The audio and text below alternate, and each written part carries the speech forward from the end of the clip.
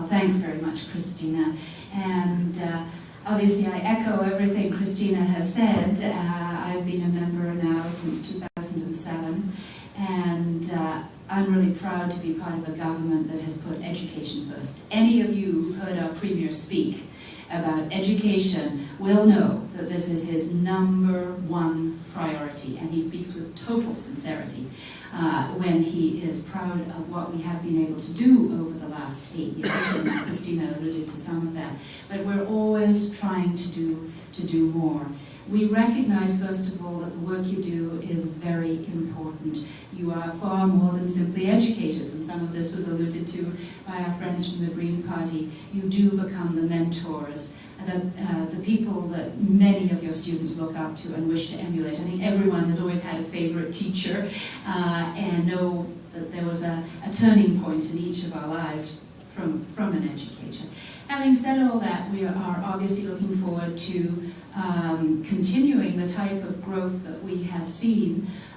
While the enrollment in York Region has increased, the funding formula has added way more than simply a number that would be correlated to enrollment. I'm thinking of some of the secondary student success teachers that we've added, some 111 in York Region.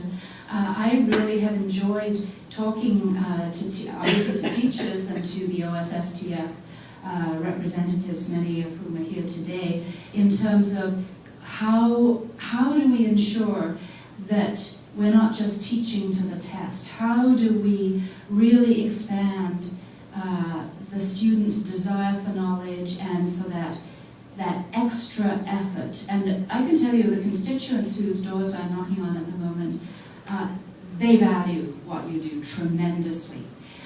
One of the areas is, I have 64 schools in my riding. I have 9 secondary schools, 7 of which are in the public ward, and I think I know all the principals, and some of the schools, as you probably know, are putting a concentration on a particular area. And they vary. Some are health and wellness. There's one that's concentrating on construction and another on transportation and environment.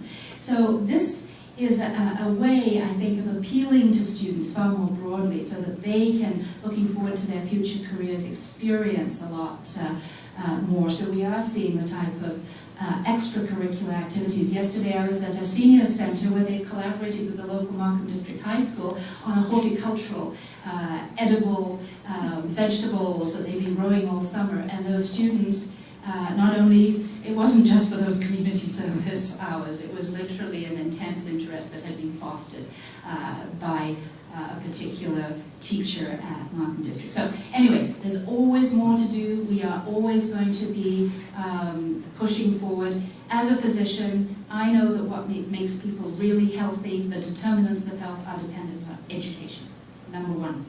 So this is what we need to create this beautiful society. Everyone living in peace and harmony. You have to deal with the diversity amongst your students, and we know that at the end of the day we want everyone to find their place and to reach their optimal potential. So thank you so much for what you do.